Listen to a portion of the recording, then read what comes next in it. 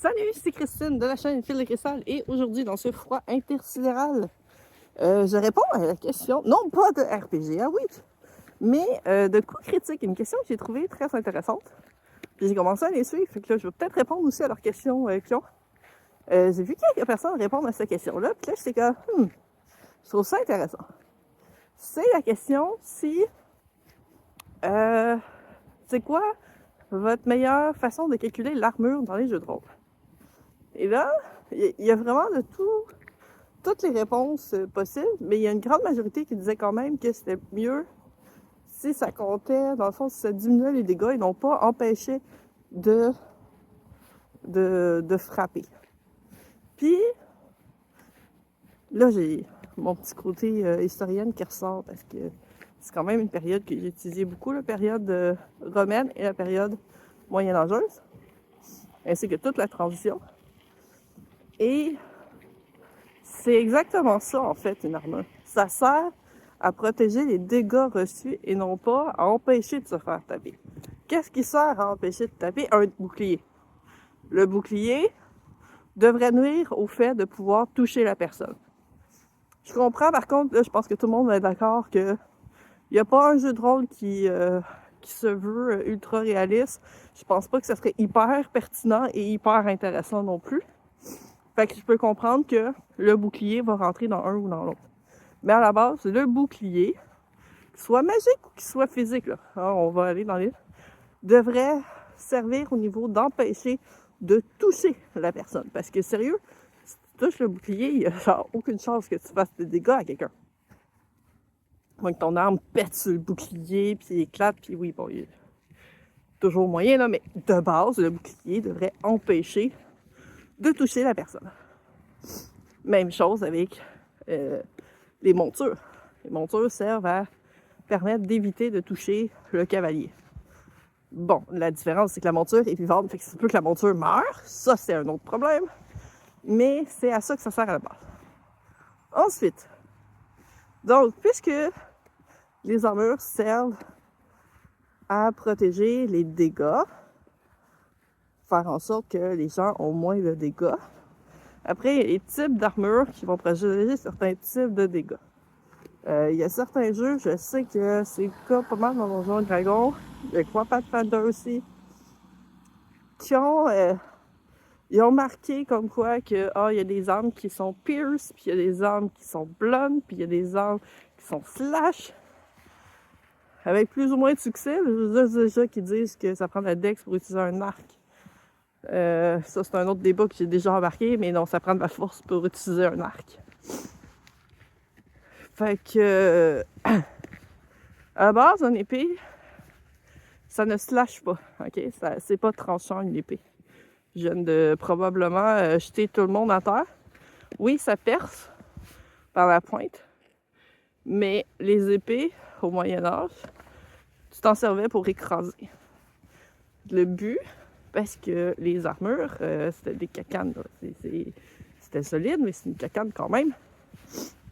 Le but avec ton épée, c'est de taper assez fort sur l'armure pour que l'armure se difforme de façon à créer des blessures. Et dans le fond, t'es pas mort parce que t'as été tranché par une épée. T'es mort par ta propre armure qui est écrasée dans toi. C'est comme ça au Moyen-Âge. Puis, si t'étais chanceux, là, il pouvait t'achever en te perçant avec la pointe de l'épée. La pointe de l'épée, oui, il pouvait passer au travers de la cacane, mais à la base, ça tranchait pas. Si tu veux trancher, c'est un sabre. Le sabre était tranchant. Puis si tu veux une meilleure pointe, pas avec une armure de métal, c'est un style fleuret. C'est un fleuret qui va pouvoir transpercer. Puis là, à ce moment-là, ben c'est sûr que si c'est une armure de métal, le fleuret ne fera pas grand feu. Les flèches passent au travers de la cacane. Ça perce. Par contre, ça ne passe pas au travers d'une cotte de maille. Les cottes de maille, c'est à ça qui servait. Ça a protégé de tout ce qui pouvait transpercer. Les lances, les flèches. C'est pas infaillible, mais ça aidait vraiment beaucoup. Les les armures de samouraï étaient faites justement pour protéger les flèches. Parce que contre un katana, il n'y a pas grand-chose que tu pouvais avoir pour te protéger, en vrai, là. Sauf ta propre habilité à dodger. Mais, parce que ça, un katana, c'est tranchant. Fait qu'on pourrait le rentrer, entre guillemets, dans la catégorie comme les sables, là. Ça, c'est des armes qui sont tranchantes. Oui, tu peux percer avec un katana, mais t'es mieux de trancher avec. Même chose avec le sabre. Tu peux percer avec un sabre, t'es mieux de trancher avec. Un épée, t'es supposé écraser avec. C'est... En quoi est-ce que l'épée devient différente de la massue? Ben, l'épée, tout simplement, est plus précise. Ça va vraiment toucher dans un point précis. Tandis que ben, la massue, elle va donner beaucoup. Oui, elle va déformer, mais ça va être trop large comme point d'impact. Donc, ça va pas faire une bonne pointe pour rentrer dans le corps. Là, c'est vraiment gore, qu'est-ce que je suis en train de vous dire. Je sais pas si vous en rendez compte. Mais la massue, très bon pour les têtes, par exemple. Ou sur les bras, ou un marteau de guerre. Ça existait.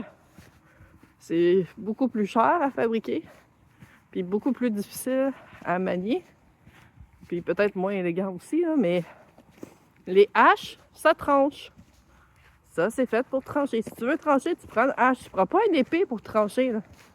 C'est pas le monde a l'idée du couteau à steak, là. C'est pas un couteau à steak. Ça sert pas à trancher. Puis oui, les petits couteaux qui étaient les dagues, ça tranchait pas tant que ça. Mais c'est sûr que de la viande cuite, ça se coupe bien. Peu importe, avec un couteau à beurre, si ta viande est bien cuite, t'as aucun problème à séparer les morceaux. La dague, elle sert à percer. Peut-être à empoisonner, mais ça, c'est plus dans le fantasy. Mais tu tranches rien avec une dague. C'est pas fait... c'est tellement petit. Les forgerons vont pas perdre leur temps à essayer d'aiguiser ça, là. C'est pas le but. C'est pas ça que le monde veut.